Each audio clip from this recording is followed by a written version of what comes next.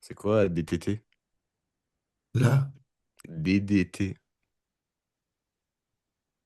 c'est là que tu as vu ça. Ah, le DDT, bah, Ouais. c'est le truc anti-insecte, là. Ah, ça c'est dangereux, ça, le truc pour tuer les moustiques, etc. Oui, bah oui, c'est à base arsenic, ça correspond, on va le voir. C'est avec ça qu'ils ont fabriqué l'épidémie de polio. Ah, ok. Je à part ça. Vas-y.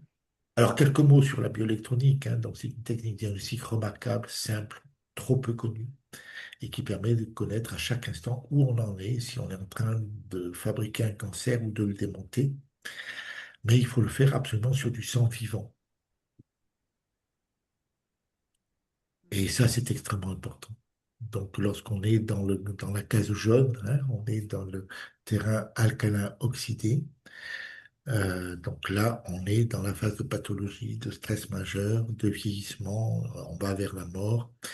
Lorsqu'on est dans la phase blanche, en bas à gauche, on est dans la phase de santé, de jeunesse, etc.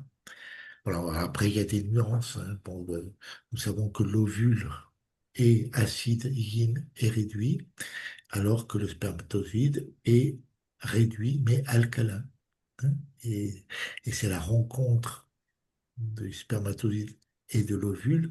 Cette rencontre déclenche une décharge électrique de 370 000 volts, selon Louis-Claude Vincent, qui évite qu'il y ait un autre spermatozoïde qui vienne mettre son nez dans cette histoire. Voilà, bon, tout ça, c'est passionnant. Et donc, le spermatozoïde, il ne serait pas jeune, enfin, il ne serait pas jeunesse comme l'ovule, c'est ça?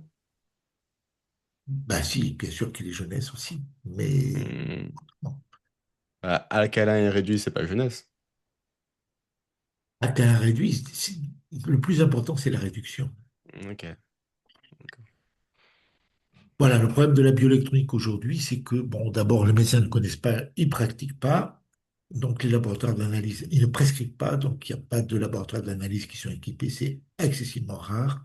L'appareil de mesure coûte très cher, entre 5 et 8 000 euros, et il faut pour pouvoir faire une mesure, faire un prélèvement de 5 à 10 cc de sang, ce qui n'est pas autorisé pour la plupart des personnes intéressées, c'est-à-dire les naturopathes et autres praticiens de médecine alternative. Voilà, donc ils analysent la salive et les urines, mais ça n'a pas d'intérêt dans ce suivi, quoi, hein, par rapport à la psychosomatique. Euh, Il faut combien de millilitres pour voir sur le sang? 10 millilitres, moins, plus? Une goutte de sang? Pas sa question. Hmm. Je ne comprends pas sa question, excuse-moi. Il faut quelle quantité de sang pour que ce soit observable, la bioélectronique?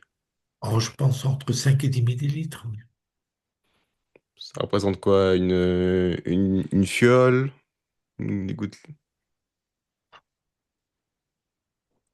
Je ne sais pas te dire. En tout cas, entre 5 et 10 millilitres. Ok. Essaye de regarder sur Internet des flacons de 5 millilitres, ça te donnera une idée. Mais faut- Très animé.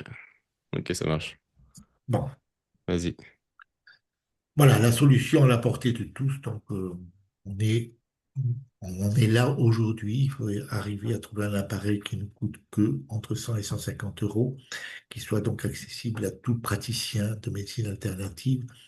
Mais pour cela, il faut aussi qu'on puisse faire l'analyse sur une goutte de sang capillaire parce que le malade, entre guillemets, enfin le patient peut se faire lui-même le prélèvement. Il suffit d'utiliser du matériel pour diabétiques. Et nous y sommes presque, hein. J'ai un ami qui a pu mettre au point un matériel qui pourra permettre de faire ça sur une goutte de sang capillaire. Donc on l'appelle le testeur RH2. Donc l'avantage énorme, c'est qu'on pourra surveiller l'évolution dans la même journée. Et pour un coût extrêmement abordable, ça permettra de mesurer le RH2, le pH et un équivalent du Rho sur une goutte de sang aujourd'hui, hein. On en est là, il a encore fait des progrès depuis que j'ai fait mon diaporama.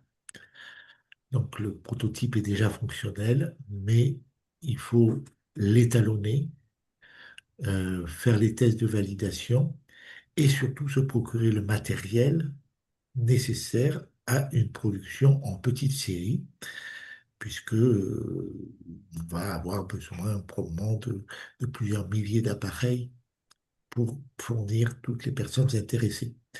Mais pour ça, ben, on ne peut pas se lancer dans le vide, il faut absolument avoir le matériel. Et c'est pour ça qu'on a lancé une cagnotte. Donc, je passe vite. Voilà quelques images. Là, il y a un petit film où il montre, je sais pas si ça marche. Appuie encore. Non, ça n'a pas l'air. Tu me l'enverras, je le mettrai. Ah, Bon, c'est bon. ça, c'est une image. Ouais. Là, c'est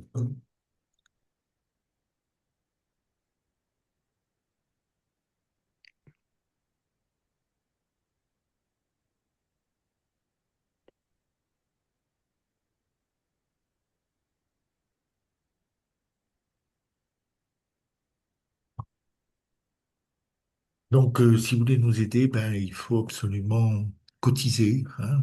Pas obligé de mettre des sommes fabuleuses. Si vous mettez entre 100 et 150 euros, ben, vous aurez évidemment accès au matériel dès qu'il sera disponible d'ici la fin de l'année 2026.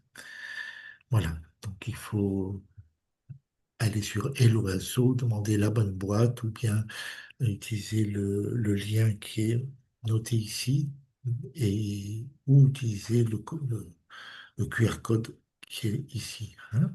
Et en principe, vous allez directement et vous aurez toutes les explications techniques sur la question.